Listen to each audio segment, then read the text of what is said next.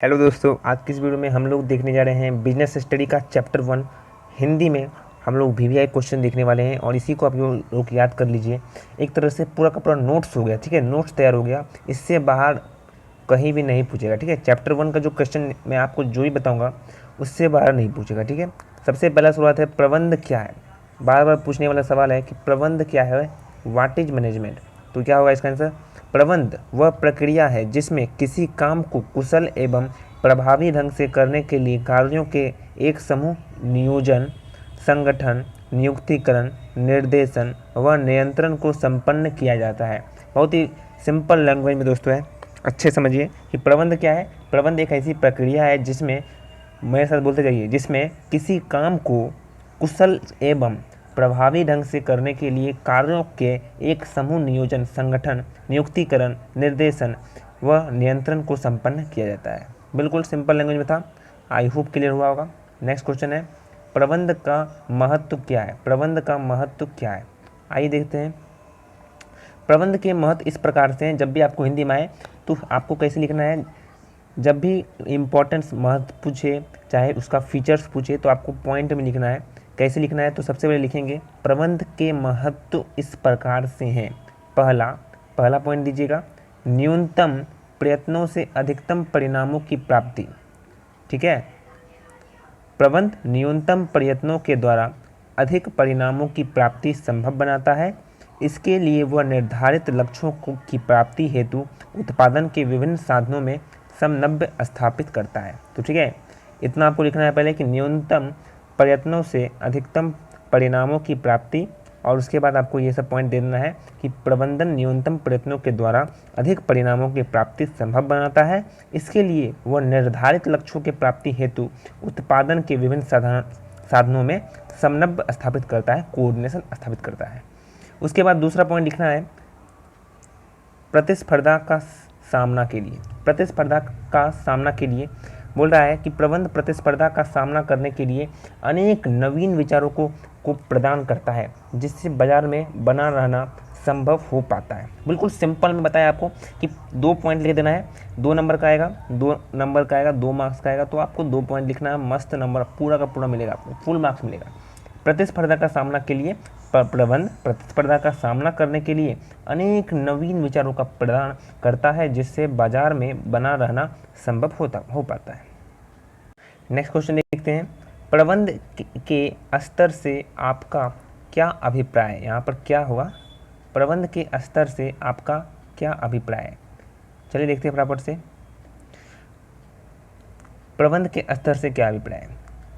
उत्तर, प्रबंध के स्तर से तात्पर्य संगठन में विभिन्न पदों के बीच एक रेखा अंकित करने से है। इस प्रकार प्रबंध का स्तर एक प्रकार का खांचा है, ठीक है, जो यह स्पष्ट करता है कि किसी अधिकारी की क्या स्थिति है, कौन से व्यक्ति कौन से लेवल पर है, कौन से स्तर पर है, कौन किसको आदेश देगा तथा कौन किससे आदेश प्राप्त करेगा, कौन रिस्पॉन्सिबिलिटी देगा, कौन किसके पास कितना अधिकार है, ऑथोरिटी है, वो सब पता चलता है प्रबंध के स्तर से। प्रबंध के स्तर से क्या पता चलता है, तो आई होप इतना क्लियर होगा। आंसर लिख दीजिएगा, मस्त मिलेगा। और अगर चाहे तो आप तीनों प्रबंध का स्तर भी लिख दीजिए, ठीक है, टॉप लेवल, मिडिल लेवल और लोअर लेवल, बिल्कुल मिल जाएगा। अगला क्वेश्चन है, प्रबंध के कितने स्तर है। प्रबंध के कितने स्तर है, तो केवल 3 लिख कर मत आ जाइएगा, नाम भी लिखिएगा तीनों का, ठीक है, अदरवाइज नंबर कट जाएगा। चलिए, प्रबंध के 3 स्तर है। उत्तर होगा, प्रबंध के 3 स्तर है, उच्च स्तरीय प्रबंधन, मध्य स्तरीय प्रबंधन और निम्न स्तरीय प्रबंधन। अगर आप चाहे तो इसको एक्सप्लेन भी कर सकते हो, ब्रीफ संक्षेप में लिख भी सकते हो। अगला है क्वेश्चन, प्रबंध के कार्य के रूप में संगठन का महत्व समझाइए। Discuss the important of organisation as a function of management. जो प्रबंध है के कार्य के रूप में संगठन का महत्व समझाइए। अक्सर ये एग्जाम में पूछता है, वीवीआई है, इसका आंसर लिखेंगे उत्तर, संगठन की महत्ता निम्नलिखित विवेचन से स्पष्ट हो जाती है। पहला, मानवीय प्रयत्नों का अधिकतम उपयोग। संगठन, इतना लिखेंगे, उसके बाद लाइन लिखेंगे, फिर लिखेंगे संगठन एक साधन है जिसके माध्यम से विशिष्टीकरण संभव होता है। एक ही कार्य करते करते वे उसके विशेषता बन जाता है। जब एक ही कार्य को बार बार करता है तो उसका विशेषता बन जाता है। तो ये पॉइंट को लिखना है, अंडरलाइन कर देना है इस लाइन को, और यहाँ से आपको लिखते जाना है, यहाँ से लिखना शुरू करना है, पूरा लिख देना है। ठीक है, थैंक यू। उसके बाद दोस्तों क्या करना, आगे बढ़ना है। दूसरा पॉइंट है संतुलित महत्व। संतुलित महत्व संगठन उपक्रम की विभिन्न क्रियाओं की अनुपातिक एवं संतुलित महत्व प्रदान करता है और उपक्रम की समस्त क्रियाओं को विभिन्न विभागों, उप विभागों एवं कार्यों के अंतर्गत विभाजित कर देता है। बिल्कुल सिंपल लैंग्वेज में बताएं, यहाँ पर 2 पॉइंट बता दिए हैं। क्वेश्चन क्या था सर? क्वेश्चन था कि आखिर संगठन की महत्वता क्या, मतलब प्रबंध के एक कार्य के रूप में संगठन का महत्व समझाने बोल रहा है। तो 2 पॉइंट लिख दीजिएगा आसानी से, आपको जो नंबर है वो अच्छा मिल जाएगा। आगे बढ़ते हैं। अगला क्वेश्चन है प्रबंध एक सार्वभौमिक क्रिया है, मतलब यूनिवर्सल प्रोसेस है। इसको एक्सप्लेन करना है कैसे। इसका आंसर क्या होगा? इसको लिखने के लिए दोस्तों हम लोग को अच्छे से लिखना होगा। यहाँ लिखेंगे उत्तर प्रबंध का महत्व सर्वव्यापी है, मतलब यूनिवर्सल में है पूरा। ऐसा नहीं कि केवल मैनेजमेंट में होगा, ऐसा नहीं केवल ऑर्गेनाइजेशन में होगा, हर जगह है। इसका अर्थ है प्रबंध के सामान्य सिद्धांत धार्मिक, राजनीति तथा अन्य सभी क्षेत्रों में लागू होता है। ऐसा नहीं कि प्रबंध केवल कंपनी में ही लागू होगा, ऑर्गेनाइजेशन में लागू होगा, हर जगह लागू होता है।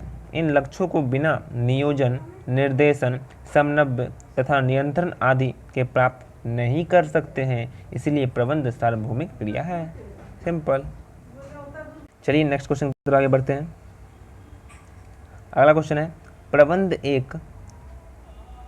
प्रबंध को एक प्रक्रिया के रूप में परिभाषित कीजिए। प्रबंध एक प्रक्रिया है, उसके रूप में हमको परिभाषित करना है। बहुत ही सिंपल है।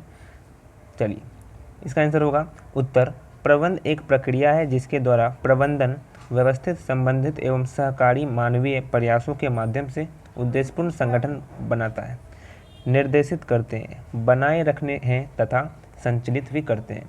तो यहाँ पर जो क्वेश्चन था उसका आंसर हम लोग ने दे दिया कि प्रबंध को एक प्रक्रिया के रूप में परिभाषित करते हैं। तो प्रबंध को एक प्रक्रिया के रूप से हम लोग को परिभाषित करना है, यहाँ पर परिभाषित कर चुके हैं दोस्तों अच्छे। आई होप तो आराम से आपका क्लियर हो चुका होगा। चलिए नेक्स्ट बढ़ते हैं, इसका ले लीजिए स्क्रीनशॉट। आगे बढ़ते हैं। प्रबंध के उद्देश्यों का वर्णन करना है। प्रबंध का आखिर ऑब्जेक्टिव क्या है, क्या उद्देश्य है? इसका आंसर लिखेंगे उत्तर प्रबंध के उद्देश्य निम्नलिखित है। इस प्रकार से ही लिखेंगे।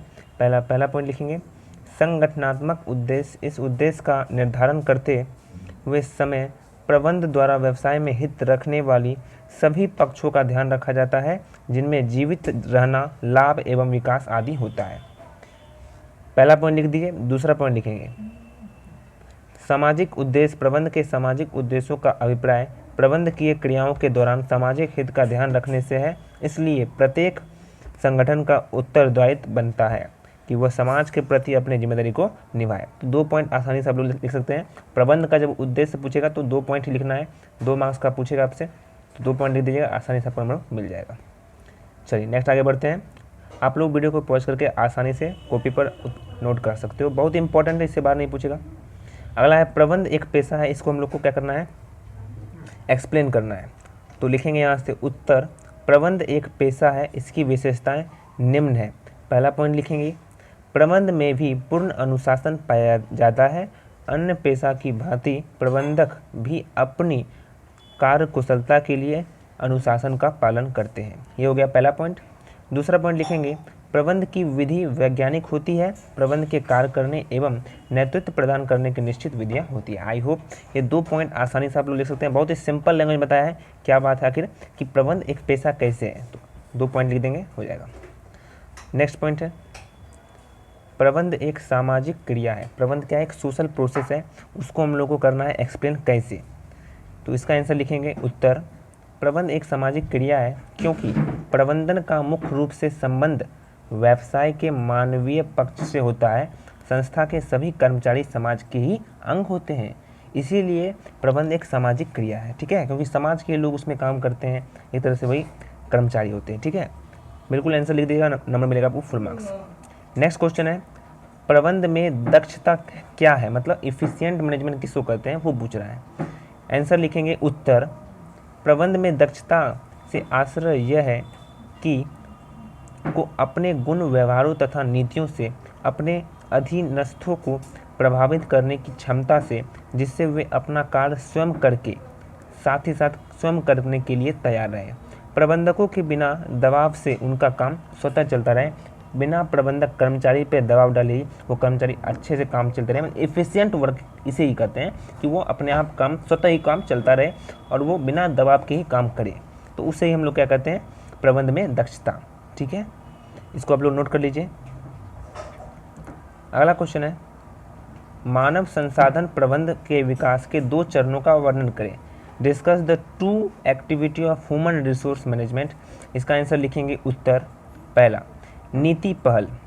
मानव संसाधन नीति पहल लिखेंगे, इसको ब्रैकेट में डाल दीजिएगा, लिखेंगे मानव संसाधन प्रबंध विभाग संस्थान में कार्यरत सभी कर्मचारियों के लिए मानव संस्थान, भर्ती, चयन, मजदूरी एवं वेतन, सामाजिक सुरक्षा आदि के बारे में नीति पहल एवं निर्धारित करता है।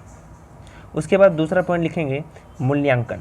इसको हम लोग ब्रैकेट में डालना है, बॉक्स में डाल लेना है।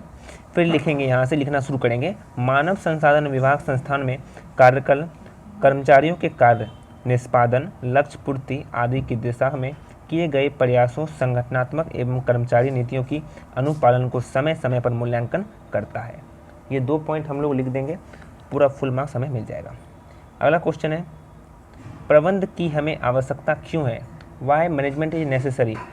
क्यों नेसेसरी, क्यों जरूरी है? इसका आंसर कैसे लिखेंगे? लिखेंगे प्रबंध की आवश्यकता सभी संगठनों में पड़ती है। इसकी आवश्यकता के प्रमुख कारण निम्नलिखित है। संगठन के उद्देश्य को प्राप्त करना। पहला क्या है? संगठन के उद्देश्य को प्राप्त करना, ऑर्गेनाइजेशन के ऑब्जेक्टिव को प्राप्त करना। पहला हो गया, ये पहला है, ठीक है, ये पहला है। रुक जाइए, ये लाइन पहला है, यहाँ से ना यहाँ तक, ये लाइन पहला है, और दूसरा लाइन यहाँ से यहाँ तक है, दूसरा लाइन यहाँ से यहाँ तक है, ठीक है। पहला पॉइंट है क्या? संगठन के उद्देश्य को प्राप्त करना, और दूसरा पॉइंट क्या है? विभिन्न कार्यकलापों और कार्य का समन्वय करने के लिए। 2 पॉइंट याद कर लीजिए, आपका 2 मार्क्स पक्का। अगला क्वेश्चन है, एक प्रबंधक काम करते समय क्या इच्छा रखता है? जो मैनेजमेंट होता है वो काम करते समय जो क्या इच्छा रखता है, क्या डिजायर होता है? इसका आंसर लिखेंगे उत्तर, एक प्रबंधक संसाधनों, मानव शक्ति, धन, माल, मशीन आदि का अनुकूलतम उपयोग करना चाहता है ताकि उद्देश्यों का कुशलता एवं प्रभावपूर्ण से प्राप्त कर सके। मतलब कि हर जो जितना भी रिसोर्स है उसको अच्छे से मेंटेन करके चले, ताकि जो उसका जो डिजायर है, गोल है, वो अचीव भी हो सके वेरी इफिशिएंटली एंड इफेक्टिवली, ठीक है, प्रभावपूर्ण हो सके। इसका आंसर लिख दीजिएगा, आराम से हो जाएगा। नेक्स्ट सवाल के ऊपर बढ़ते हैं। अगला सवाल बोलता है, समन्वय प्रबंध का सार है कैसे? बोल रहा है कि coordination is the essence of management, how? समन्वय प्रबंध का सार है कैसे? इसका आंसर लिखेंगे उत्तर, किसी व्यवस्था के विभिन्न अंगों में सामंजस्य स्थापित करना समन्वय कहलाता है। समन्वय प्रबंध का कोई अल्प कार्य नहीं बल्कि यह प्रबंध के अन्य कार्यों का एक हिस्सा है, ठीक है। कोई अगला लिखेंगे, प्रबंध के सभी स्तरों पर अच्छे परिणाम प्राप्त करने के लिए समन्वय की आवश्यकता रहती है। अच्छे परिणाम हासिल करने के लिए समन्वय बहुत ज़रूरी है, कोऑर्डिनेशन बहुत ज़रूरी है, इसलिए समन्वय प्रबंध का सार है। आई होप दोस्तों क्लियर हुआ होगा, बहुत ही इंपॉर्टेंट था, इसको लिख लीजिए, नोट कर लीजिए। नेक्स्ट क्वेश्चन की तरफ आगे बढ़ते हैं। बोल रहा है, निम्न स्तरीय प्रबंधन के किन्हीं 2 कार्यों का उल्लेखन करना है हम लोगों को। State any 2 function of lower level management. इसका आंसर क्या होगा? इसका आंसर क्या होगा? उत्तर निम्न स्तरीय प्रबंध के 2 कार्य निम्नलिखित हैं। निम्नलिखित करके दीजिएगा, निम्नलिखित करके। पहला पॉइंट दीजिए, उच्च प्रबंधन द्वारा निर्धारित लक्ष्यों के अनुरूप दैनिक योजनाओं का निर्माण करना। पहला काम तो यही है। दूसरा काम क्या है? कर्मचारियों को कार्य सौंपना, उन्हें प्रशिक्षित करने की व्यवस्था एवं उनका विकास करना। ये 2 पॉइंट लिख दीजिए, आपको पूरा का पूरा नंबर मिलेगा। अगला पॉइंट देखते हैं। अगला क्वेश्चन है, प्रबंध के कारणों की विवेचना कीजिए। प्रबंध के कारणों की विवेचना कीजिए मतलब discuss the function of management. Function of management पूछ रहा है, तो 5 फंक्शन होते हैं, याद रखिए 5 फंक्शन होते हैं मैनेजमेंट के। 5 फंक्शन होते हैं। पहला नियोजन, पहला क्या होगा? पहला नियोजन, पहला होगा नियोजन। नियोजन में कहता है कि इसका अभिप्राय कुछ करने से पहले सोच विचार करने से है। नियोजन का मतलब क्या होता है? इसका अभिप्राय कुछ करने से पहले सोच विचार करने से है। दूसरा संगठन, संगठन को बॉक्स में डालेंगे, लिखेंगे संगठन, फिर डालेगा बॉक्स में, फिर लिखिएगा इसका अभिप्राय सामूहिक उद्देश्य की प्राप्ति हेतु विभिन्न अंगों में मैत्रीपूर्ण समायोजन करने से है। तीसरा लिखिएगा नियुक्तिकरण। नियुक्तिकरण को लिखकर बॉक्स में डालना है, फिर लिखना है इसका अभिप्राय पदों को लोगों से भरना और उनको परे रहने देना, ठीक, देने से है। चौथा हमारा है निर्देशन। निर्देशन लिखकर बॉक्स में डालना है, निर्देशन लिखकर बॉक्स में डालना है, बोलना है इसका अभिप्राय संगठन में मानव संसाधन को निर्देश देना, मार्गदर्शन करना, संदेश वाहन करना व उसे अभिप्रेरणा करना। पांचवा पॉइंट है नियंत्रण। लास्ट फंक्शन है, last function of management, last function है प्रबंधन का नियंत्रण। इसको बॉक्स में डालेंगे, लिखेंगे इसका अभिप्राय वास्तविक परिणामों को इच्छित परिणामों के समीप लाना, कंपेयर करना कि क्या सोचा था और क्या हुआ। नेक्स्ट क्वेश्चन है, सबको नोट करते जाइए फटाफट से वीडियो को पॉज करके। नेक्स्ट क्वेश्चन है समन्वय की परिभाषा दीजिए। Define coordination. कोऑर्डिनेशन किसको कहते हैं? कोऑर्डिनेशन किसको कहते हैं? आंसर यहाँ पर बिखरे हुए तंत्रों को किसी नियत उद्देश्य से श्रृंखलाबद्ध करना एवं एक सूत्र में पिरोना तथा निर्धारित लक्ष्य प्राप्त पूर्ति हेतु की जाने वाली विभिन्न क्रियाओं में एकता अथवा तालमेल बनाए रखना ही समन्वय कहलाता है। ठीक है, इसको आप लोग नोट कर लीजिए, बहुत ही इम्पोर्टेंट है। अगला क्वेश्चन है प्रबंध समाज के विकास में सहायक होता है, कैसे? कैसे होता है? इसका आंसर लिखेंगे प्रबंध श्रेष्ठ गुणवत्ता वाली वस्तुओं एवं सेवाओं का उपलब्ध कराकर रोजगार के अवसरों का सृजन करके लोगों के हितों में उन्नत तकनीकों को अपनाकर समाज के विकास में सहायक करता है। इसीलिए जो प्रबंध होता है ना, वो बहुत ही इम्पोर्टेंट होता है और वो समाज का विकास करता है। क्यों? क्योंकि वो रोजगार का अवसर देता है, वो लोगों के हित के उन्नत तकनीकों को अपनाकर समाज को विकास की राह पर चलाता है। तो ये 2-3 पॉइंट लिख दीजिएगा, आसानी से आपको पूरा नंबर मिल जाएगा। ठीक है, आई होप दोस्तों क्लियर हुआ होगा। ये 19-20 क्वेश्चन जो था बहुत ही सारा बढ़िया था। चैप्टर 1 से इतना ही क्वेश्चन आएगा, इससे बाहर क्वेश्चन नहीं पूछ सकता है। ठीक है, आई होप आज के वीडियो बहुत ही बेहतर लगा हो। इसी तरीके से हम लोग पूरा चैप्टर देखेंगे, पूरा चैप्टर 1 से लेकर 12 तक देखेंगे। उसके बाद हम लोग मॉडल पेपर बनाएंगे और आप लोग को एग्जाम के लिए तैयार कर देंगे। Thank you.